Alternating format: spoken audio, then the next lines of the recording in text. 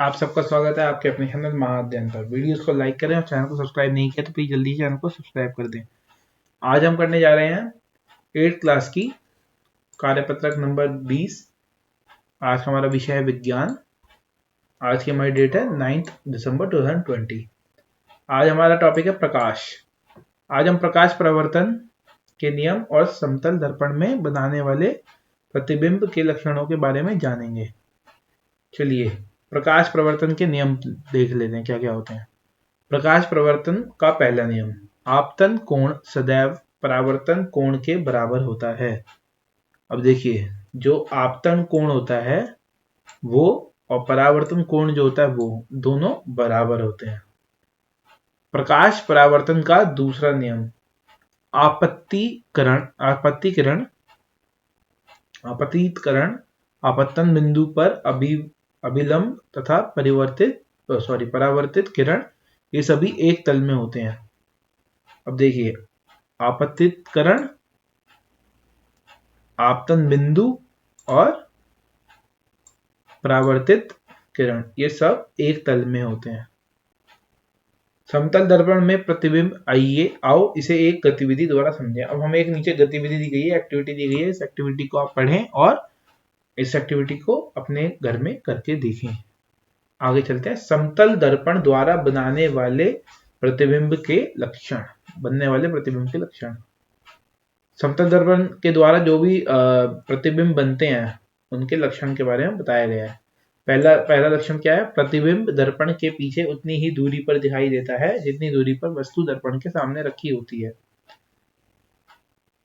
प्रतिबिंब दर्पण जो होता है उतने ही दूरी पर दिखाई देता है जितनी वस्तु दूरी पर रखी गई होती है। दूसरा, प्रतिबिंब सीधा और बिंब के आकार का बनता है। अब देखिए, प्रतिबिंब जो होगा वो सीधा और बिंब के आकार का ही बनेगा। तीसरा, प्रतिबिंब को पर्दे पर प्राप्त नहीं किया जा सकता, अतः यह आभासी बनता है। चौथा, समतल दर्पण में वस्तु का दायां भाग प्रतिबिंब में बायां दिखाई देता है, जिसे पार्श्व व्युत्क्रमण कहते हैं।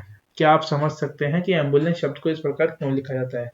अब हमें बताया गया कि अगर हमारी फोटो सामने आ रही है, जैसे ये यहाँ पर देखेंगे आदमी, तो ये राइट हैंड इसने उठाया तो यहाँ पर लेफ्ट हैंड उठ रहा है। मतलब अगर उसने दायां हाथ उठाया तो बायां उठेगा और बायां उठाया तो दायां हाथ उठेगा उधर फोटो शीशे में।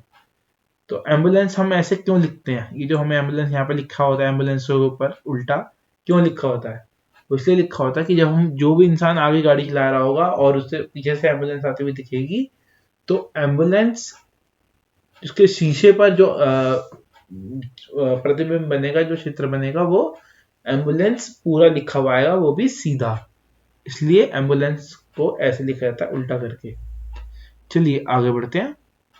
अब प्रश्न उत्तर आ गए हैं। तो प्रश्न शुरू करने से पहले आपसे एक रिक्वेस्ट है कि प्लीज जल्दी से चैनल को सब्सक्राइब कर दें और वीडियो को अपने दोस्तों के साथ, कलीग के साथ, फ्रेंड के साथ शेयर जरूर करें।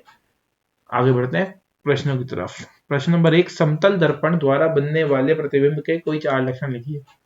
हमें 4 लक्षण के बारे में बताना। चारों लक्षण हमारे को अभी आपको बताया था प्रतिबिंब के लक्षण, तो इन चारों लक्षण को आप ऐसी कैसे ही लिख देंगे। आगे चलते हैं। प्रश्न नंबर 2, पिंकी दर्पण में अपना प्रतिबिंब देख रही है। दर्पण और उसके प्रतिबिंब के बीच की दूरी 4 मीटर है। यदि वह 1 मीटर दर्पण की ओर चलती है तो प्रतिबिंब और पिंकी के बीच की दूरी क्या होगी? अब देखिए, प्रतिबिंब और दर्पण के बीच की दूरी कितनी है? 4 मीटर। यदि वह 1 मीटर दर्पण की ओर चलती है, मतलब प्रतिबिंब और दर्पण के बीच में दूरी हो गई 4 मीटर, और जो पिंकी है और उसके और प्रतिबिंब के बीच में दूरी होगी 4 मीटर, तो टोटल हो गई 8 मीटर। अब 1 मीटर वो अगर अपने दर्पण की तरफ चलेगी तो 1-1 मीटर दोनों तरफ से कम हो जाएगा, तो क्या हो जाएगी? 6 मीटर। तो ये देखिए, यदि हम वास्तविक दूरी की बात करें तो यह केवल 3 मीटर होगी, किंतु दर्पण में प्रतिबिंब हमें उतनी ही दूर दिखाई देता है जितनी कि हमें दर्पण से दूर खड़े होते हैं। इस आधार पर हमें यह आभास होगा कि प्रतिबिंब और पिंकी की दूरी 3 जमा में 3 6 मीटर है। प्रश्न नंबर 3 देखेंगे। अंग्रेजी वर्णमाला के वो अक्षर लिखिए जिनके प्रतिबिंब बिल्कुल उन्हीं की तरह बनते हैं।